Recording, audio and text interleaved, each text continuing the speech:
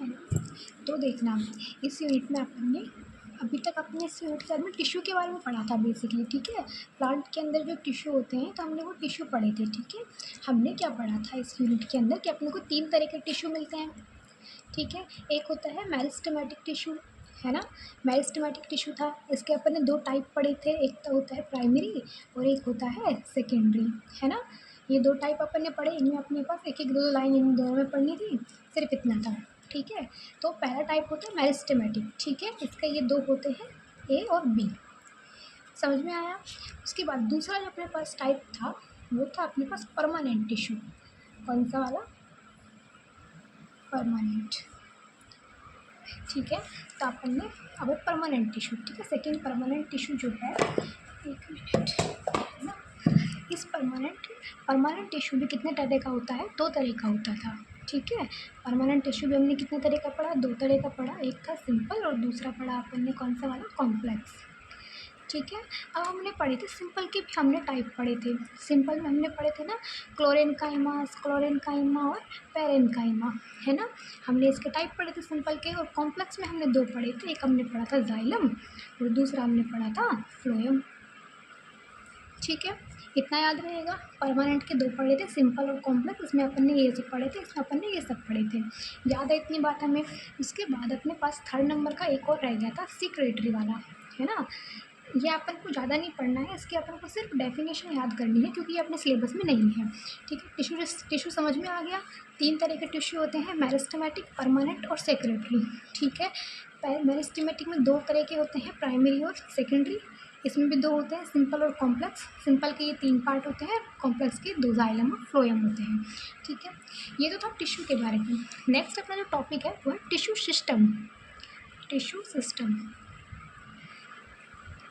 ठीक है। देखना, इन दोनों में ना बहुत फ़र्क है। अगर टिश्यू आएगा तो हमें ये सब कुछ करना है, पर मेरिस्टेमेटिक भी लिखना है, इसके दोनों टाइप भी लिखने हैं, परमानेंट भी लिखना है, इसके दोनों टाइप, और ये हमको पूरा लिखना है ये, अगर सिर्फ टिश्यू आता है तो, ठीक है। लेकिन अगर आता है टिश्यू सिस्टम तो टिश्यू सिस्टम में कुछ अलग चीज़ें हैं, ठीक है। टिश्यू सिस्टम भी 3 तरह का होता है। कितने तरह का होता है? 3 तरह का, ठीक है। बहुत ईजी है, ज़्यादा बड़ा भी नहीं है, छोटा ही है वैसे, है ना। सबसे फर्स्ट जो होता है ये होता है एपिडर्मल, एपिडर्मल टिश्यू सिस्टम, ठीक है। ये अपने पास फर्स्ट।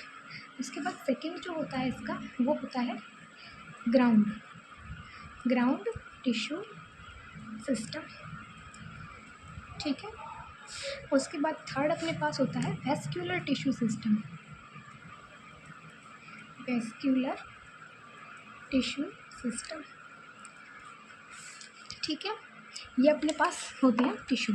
3 टिश्यू सिस्टम में अपने पास 3 तरह के टिश्यू सिस्टम पढ़ने हैं, पहला एपिडर्मल, दूसरा ग्राउंड और तीसरा वेस्क्यूलर। अब ये हमने पढ़ रखा है, इसके अंदर क्या आएंगे? इसके अंदर जाइलम और फ्लोएम के बारे में ही लिखना है, ठीक है। इसके अंदर क्या लिखना है अपन को? जाइलम और फ्लोएम के बारे में। जाइलम फ्लोएम हमने यहाँ पर पढ़ लिए हैं, ठीक है। तो अगर क्वेश्चन में आता है कि कॉम्प्लेक्स परमानेंट टिश्यू लिखिए तो भी अपन को ये दोनों लिखने हैं, और अगर क्वेश्चन पूछ ले वेस्कुलर टिश्यू सिस्टम के बारे में लिखे तो भी हमको यही लिखने हैं, ठीक है। तो क्वेश्चन में कॉम्प्लेक्स पूछे चाहे वेस्कुलर पूछे, दोनों में जाइलम और फ्लोएम भी करनी है। समझ में आ रही है इतनी बात? ठीक है। तो ये तो अपन ने पढ़ रखा है। अब रही बात इन दोनों की, तो ये दोनों पढ़ने हैं अपन को, है ना। इन दोनों को देखते हैं इनमें क्या है, ठीक है। एपिडर्मल टिश्यू, एपिडर्मल में अपने पास 3 चीज़ें होती हैं। सबसे पहले होता है एपिडर्मिस, ठीक है, एपिडर्मिस। सेकंड होता है स्टोमेटा, स्टोमेटा, ठीक है। और थर्ड चीज़ इसकी अपन को पढ़नी है एपिडर्मल, एपिडर्मल आउटग्रोथ, ठीक है। ये पढ़ना है। इसके अंदर अपन को पढ़ना है, 1 मिनट, ठीक है। इसके अंदर भी अपन को 3 चीज़ें ही पढ़नी है, कॉर्टेक्स, पेरिसाइकिल और पिथ, ठीक है। ये पढ़ना है। समझ में आ गया? हमने पहले टिश्यू पढ़ा था, टिश्यू में हमने ये सब चीज़ें पढ़ी थी, ठीक है। 3 तरह के टिश्यू पढ़े थे, मेरिस्टेम में 2 पढ़े थे, प्राइमरी और सेकेंडरी। परमानेंट में अपने 2 पढ़े थे, सिंपल और कॉम्प्लेक्स। सिंपल के 3 पार्ट थे, कॉम्प्लेक्स के 2 पार्ट थे। फिर हमने बात करी टिश्यू सिस्टम। टिश्यू सिस्टम में अपने पास 3 होते हैं, एक तो आता है एपिडर्मल, दूसरा होता है ग्राउंड और तीसरा होता है वेस्क्यूलर, ठीक है। इसकी तो हमें कोई टेंशन है ही नहीं, ये तो हमने ऊपर पढ़ रखा है, इसमें वही जाइलम और फ्लोएम को कॉपी करनी है, ठीक है। रही बात इन दोनों की, एपिडर्मल अपने पास 3 तरह का होता है। सबसे पहला एपिडर्मिस, उसके बाद स्टोमेटा और तीसरा होता है एपिडर्मल आउटर ग्रोथ्स, ठीक है। इसमें भी अपने पास 3 होते हैं, कॉर्टेक्स, पेरिसाइकिल और पिथ, है ना। देखो ये ना बहुत ईजी है। जैसे इसका सबसे फर्स्ट वाला है एपिडर्मिस, ठीक है।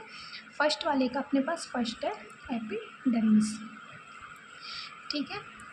एपिडर्मिस में ना कुछ भी नहीं है। जैसे अपने पास कोई प्लांट होता है, जैसे अपने पास ना पेड़ का जो तना है, पेड़ का जो तना है उसके सबसे जो अपने पास आउटर लेयर होती है ना, सबसे आउटर लेयर जो थोड़ी सी कैसी होती है, हार्ड होती है, जो हार्ड होती है उसी को अपन बोलते हैं क्या चीज़, एपिडर्मिस, ठीक है। लिख देंगे सबसे आउटर लेयर होती है जो थोड़ी हार्ड होती है, वही अपने पास क्या है, एपिडर्मिस है। समझ में आ गया एपिडर्मिस क्या होता है। तो ये सबसे अपने पास आउटर लेयर होती है जो थोड़ी हार्ड होती है, उसको बोलते हैं अपन एपिडर्मिस, ठीक है। अब क्योंकि ये हार्ड है और सबसे आउटर लेयर है तो इसका काम क्या होता है, इसका काम होता है कि प्लांट को सुरक्षा देना, यानी कि प्लांट को सेफ्टी के साथ रखना, ठीक है, सेफ्टी देना। जैसे उसको भी बाह्य आघातों से बचाती है, जैसे बाह्य आघात होते हैं, बारिश वारिश आ जाती है तो उससे आपको प्लांट को थोड़ा सा ये बचाती है, जैसे, है ना। समझ में आ गया। तो एपिडर्मिस, या अपन ने इसका एपिडर्मिस पढ़ रहे हैं, तो एपिडर्मिस प्लांट की सबसे आउटर लेयर होती है, ये थोड़ी सी हार्ड होती है ना। और ये इसका एपिडर्मिस कहते हैं, प्लांट को सेफ्टी देती है। उसके अलावा इस पर ना एक पतली सी लेयर होती है जिसको अपन बोलते हैं क्यूटिकल की लेयर, ठीक है, क्यूटिकल लेयर। ये बहुत पतली लेयर होती है, सॉरी पतली नहीं, मोटी, थिक, ठीक है। ये क्यूटिकल की लेयर इस पर पाई जाती है जो कि अपने पास एक थिक लेयर होती है। ये लेयर क्या काम करती है, प्लांट में ट्रांसप्रेशन यानी कि वाष्पोत्सर्जन, ट्रांसप्रेशन को रोकती है, ठीक है, ट्रांसप्रेशन को रोकती है, ठीक है। बस ये बात इसमें अपन को याद रखनी है। एपिडर्मिस के अंदर ज़्यादा कुछ याद नहीं रखना है। एपिडर्मिस के सब प्लांट की सबसे अपने पास आउटर जो लेयर होती है उसको एपिडर्मिस कहते हैं, जो कि हार्ड होती है। प्लांट की सबसे आउटर लेयर को एपिडर्मिस कहते हैं, जो हार्ड होती है। ये प्लांट को सेफ्टी देने का काम करती है। इस पर एक और लेयर पाई है, इसको क्यूटिकल की लेयर कहते हैं। ये इंपॉर्टेंट पॉइंट है इसका, ठीक है, क्यूटिकल वाला। क्यूटिकल की लेयर पाई जाती है और ये काम क्या करती है, क्यूटिकल की लेयर ट्रांसपिरेशन को रोकती है, ठीक है। अब अपने पास सेकेंड है इसका स्टोमेटा, ठीक है। सेकेंड क्या है, स्टोमेटा। तो स्टोमेटा क्या होते हैं, हिंदी में बोलते हैं इनको रंध्र, ठीक है। अपने पास जो पत्ती होती है, अपने पास जो पत्ती होती है ना, अपने पास जो पत्ती होती है उस पत्ती पर ना छोटे छोटे छेद पाए जाते हैं। कभी ध्यान से देखना, है ना, छोटे छोटे क्या पाए जाते हैं, छेद। तो इन्हीं छेदों को ही क्या कहता है, स्टोमेटा। समझ में आया। पत्ती पर छोटे छोटे से छेद होते हैं, अब इंग्लिश में क्या बोलेंगे, स्मॉल पोर, ठीक है। लीफ पर जो स्मॉल पोर प्रेजेंट होते हैं उनको बोलता है स्टोमेटा। समझ में आ गया स्टोमेटा क्या होता है, ठीक है। तो अपन को वो स्टोमेटा के बारे में पढ़ना है, ठीक है। तो स्टोमेटा एक क्या है, छेद है, ठीक है। तो स्टोमेटा जो होते हैं ये अपने पास डाइकोट के अंदर तो एक किडनी की शेप जैसे होते हैं, जैसे किडनी होती है ना, तो किडनी की शेप के जैसे होते हैं, ठीक है। और मोनोकोट में क्या होते हैं, मोनोकोट में ये डंबल की शेप के होते हैं। किसकी शेप के होते हैं, डंबल की शेप के जैसे होते हैं। समझ में आ गया इतना, कोई दिक्कत नहीं है, ठीक है।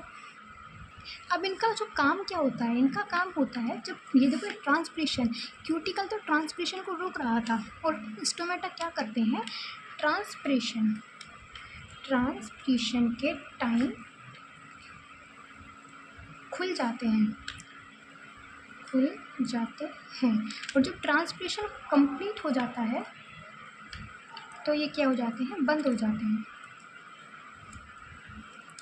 या फिर अपन इसको अपने सामान्य भाषा में भी लिख सकते हैं, जब पानी अंदर जाता है तो खुल जाते हैं और जब पानी बाहर आता है तो बंद हो जाते हैं। कुछ इस तरह से इनका रहता है, ठीक है। एपिडर्मल टिश्यू सिस्टम था। एपिडर्मिस समझ में आ गया, सबसे आउटर लेयर होती है, ठीक है, और प्लांट को सेफ्टी देता है, हार्ड होता है। क्यूटिकल वाला समझ में आ गया। उसके बाद स्टोमेटा। स्टोमेटा अपने पास वही छेद होते हैं, ठीक है। इन डाइकोट में किडनी जैसे होते हैं, मोनोकोट में डंबल जैसे होते हैं, ठीक है, ठीक है। उसके बाद स्टोमेटा का एक छोटा सा डायग्राम हो रहा है, वो अपन बना देंगे कुछ इस तरह से। देखो उसका डायग्राम होता है, अरे यार पीछे बनाते हैं, ऐसे ऐसे अपन को एक ना छेद जैसा ही तो बनाना है इसमें, ठीक है। ये हो गया, ठीक है। कुछ इसका इस तरह से डायग्राम होता है। जो बीच में ये छेद है, ये क्या है, ये स्टोमेटा, स्टोमेटा, ठीक है। और ये है इसके डोर, ठीक है। ये डोर क्यों है, अगर ये डोर ऐसे हो गए यूं, तो इसका मतलब स्टोमेटा क्या हो गया, बंद हो गया। और अगर ये डोर इस तरह से है, इसका मतलब स्टोमेटा क्या है, खुला हुआ है, ठीक है। तो ये क्या है, इसके डोर है। और ये इसकी कुछ सहायक कोशिका होती हैं, इंग्लिश में बोलते हैं सिनर्जिड सेल, ठीक है। तो ये 3 नाम अपन को याद रखने चाहिए इसमें। समझ में आ गया स्टोमेटा का, ठीक है। तो अपन ने एपिडर्मिस कर लिया, स्टोमेटा कर लिया। नेक्स्ट है अपने पास एपिडर्मल आउटर ग्रोथ, ठीक है। ये बहुत ईजी है, एपिडर्मल आउटर ग्रोथ, ठीक है। ये बेसिकली देख लो क्या होते हैं, एपिडर्मल आउटर ग्रोथ जो होती है, क्या है अपने टॉपिक का नाम, एपिडर्मल आउट ग्रोथ, ठीक है। एपिडर्मल आउट ग्रोथ वो होती है जो अपने पास ना प्लांट से बाहर निकली हुई होती हैं। ये ना 2 होती हैं, एक तो होती है, देखा तुम्हें ना लिखते ही समझ में आएगा, एक है रूट हेयर, ठीक है। आउट ग्रोथ जो अब बाहर निकली हुई जो ग्रोथ है, प्लांट की जो बाहर निकली हुई ग्रोथ होती है वो होती है। तो पहला है रूट हेयर और एक है ट्राइकोम, ठीक है। ट्राइकोम बेसिकली ना स्टेम पर जो हेयर होते हैं ना, स्टेम, स्टेम यानी कि तना, स्टेम हेयर ही होते हैं, ठीक है।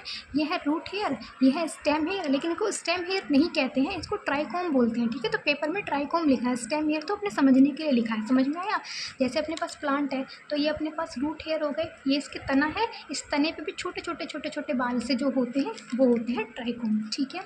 अब इसमें देखो क्या होता है, ये रूट हेयर है, तो ये अपने पास होते हैं यूनिसेल्यूलर, ठीक है। और ये भी अपने पास क्या होते हैं, सेम यूनिसेल्यूलर होते हैं, ठीक है।